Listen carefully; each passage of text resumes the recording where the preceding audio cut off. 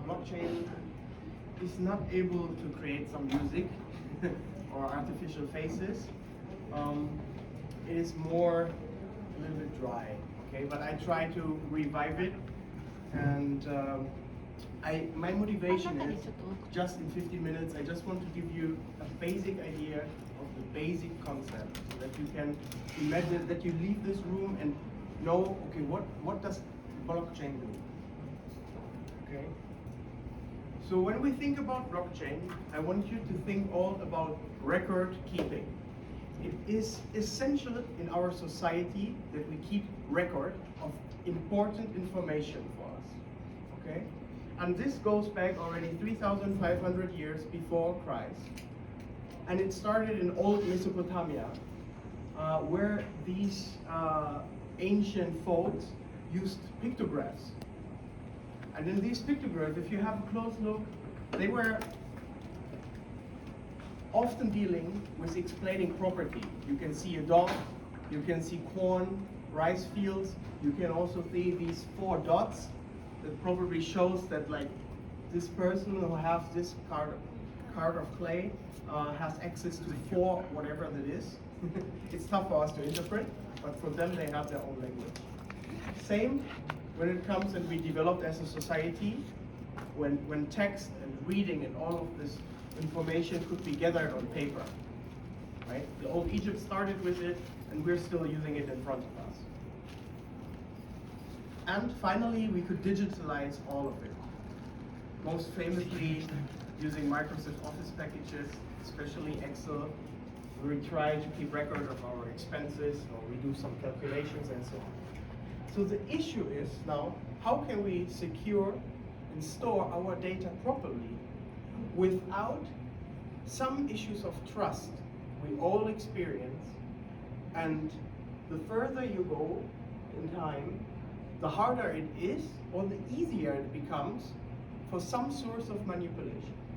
For example, it is not very likely that the Excel sheet will drop and break like the clay stone, right?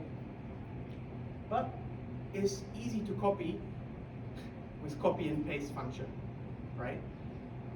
So whoever creates an Excel sheet, I can own it in a day if I want to, right? Via hacking or and so on. Like the paper rules out to fire, water, and roast, and so on. We are also exposed to hacks and more. What we're also exposed of is manipulation. I talk about big scale manipulation. One of the most interesting parts is, where does all the gold of this world is stored? Where is it stored? So most of it is in the US. But the US does deny anyone who wants to see how much gold they have in their treasures. So their saving boxes and under the banks and so on. Nobody's allowed to see. So they have a gold, they claim they have the gold, but nobody can actually prove it. Right? But yet for each gold bar, they claim they give you a certificate. But can you trust that? No, you cannot trust that.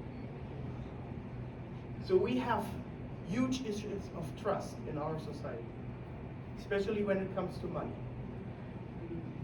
So the traditional record keeping, the clay, the Excel sheets, and so on, often when we want to make a transaction, like we can think easily about a monetary transaction. Okay? So if I want to buy something on Amazon, first of all, of course, I have to trust Amazon. If I want to pay with PayPal to make it quick and real time, I have to trust PayPal. And I also have to trust my bank, that my bank trusts PayPal, and that PayPal also trusts Amazon, right? And Amazon maybe also trusts the seller, that he really sends it. So there are a lot of trust issues, and especially these huge platforms that were especially formed in the digital age. Before that, it was mostly banks, but now you have these marketplaces, which gained a lot of power. So we have a lot of sources which we call a single point of failure. Everything can go smooth, but where is the most trust the most trust is needed that something functions, There we have the single point of failure. With the blockchain, we try to eliminate this single point of failure. And instead of using trust, we're aiming to use a process of mathematical verification. And when we keep in the monetary transaction space, everything has to be recorded. If you don't even do it, okay, but at some point, the state of Japan, the government of the US, or somebody in power will ask you to pay your taxes. So, of course, here, if you work at university, the administration section keeps track of all our scholarships and so on. We don't do that, but they have their own accounting ledger. It's one book where they write down all of the transactions. The bank, Shichijushi Ginko has it as well. Goldman Sachs has it as well. State of Japan has it as well. But think about what would happen if we would all use only one public ledger where we write down all of our transactions at the same time. Everybody can access this and everybody can see it, okay? So we have many small ledgers. Everybody has a ledger, but we only try to make one public ledger. So let's put one together, okay? So everybody who wants to, please turn around your paper and repeat 5 sentences after me, okay? So please turn around your paper. I know, but it seems trivial, but please just do it once. So let's assume we have $100, right? And we have 3 participants. We have, for example, Virginia, we have Ann, and we have Mac. Okay, and all of them, Virginia has 30, Ann has 40, and Mac has 32. And now we have these transactions going on, okay? So what I do here, what everybody sees right now is the public ledger, okay? But I cannot see all of your accounts. Can you write a little bit bigger? Yeah, Sorry. sure. The next round, okay? So now, first transaction might be V transfers to A $20. So it keeps her with 10, Ann goes to 60, and Mac stays stable at 30. And another transaction goes from Mac to Ann as well. Virginia stays stable, we have $60 here, and then Mac would, we have 50. like $80 here, and this goes down to 10 as well. And then, for example, Ann pays the salaries, and we have 2 transactions where 10 buckets go back from Ann to Virginia and from Ann to Mac. Okay? Then ended up with 20, 60, and 20. So the point is now, if you would have repeated that, just imagine you have all this information in your sheet. But actually, I, as the bank, only say, well, I can manipulate it. I say, okay, this transaction, the $20, I just claim it. It can happen as 20, but I just lie, and I say, I only received 10. I only received 10. So I'm not transferring the money to her. Overall, wherever this money goes, we only have 90. But because this is the public one, and the cheating only happened at the bank's ledger. Only in the notice of the bank happened this manipulation. Because you can prove, via verification processes, you can prove that this transaction happened. Because you have seen, or you have noticed, that the money actually flowed from Ann to Mac. And I am the manipulator. And then all of you can vote. Or and then you can say, oh, moment, you could stand up now.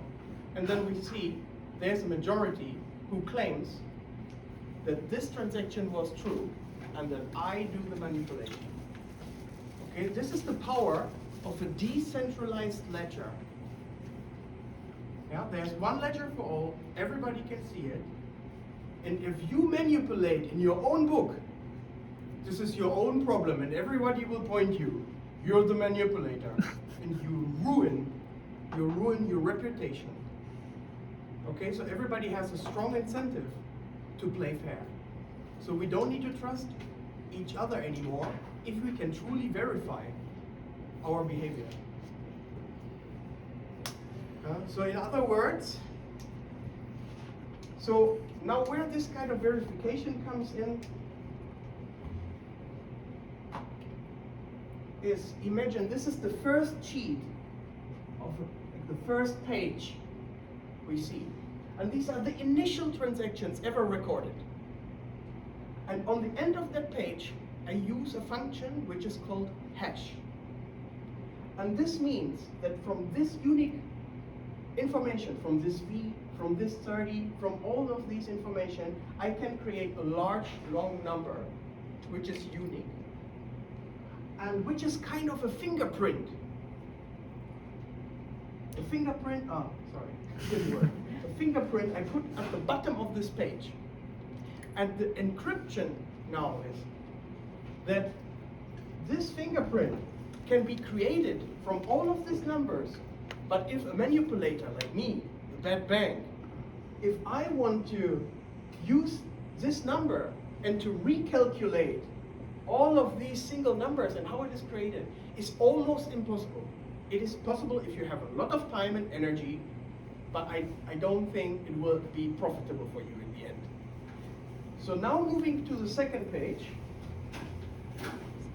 is I'll take that number one fingerprint, put all this together, the transaction and the fingerprint, they're called a block.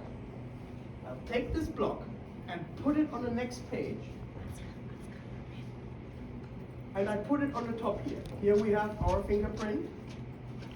So the page is empty and starts with a fingerprint. It's too late. And then new transactions come in. Yeah, maybe new players.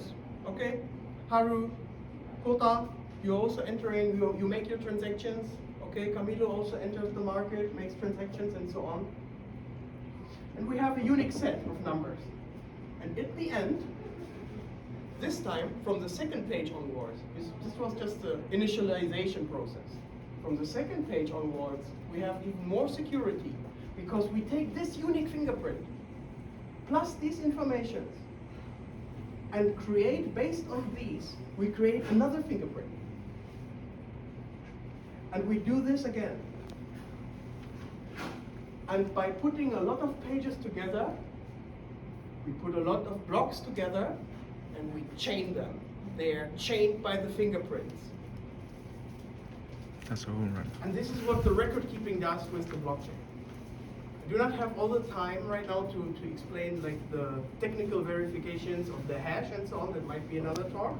But this is the essential, and I hope you can take this home.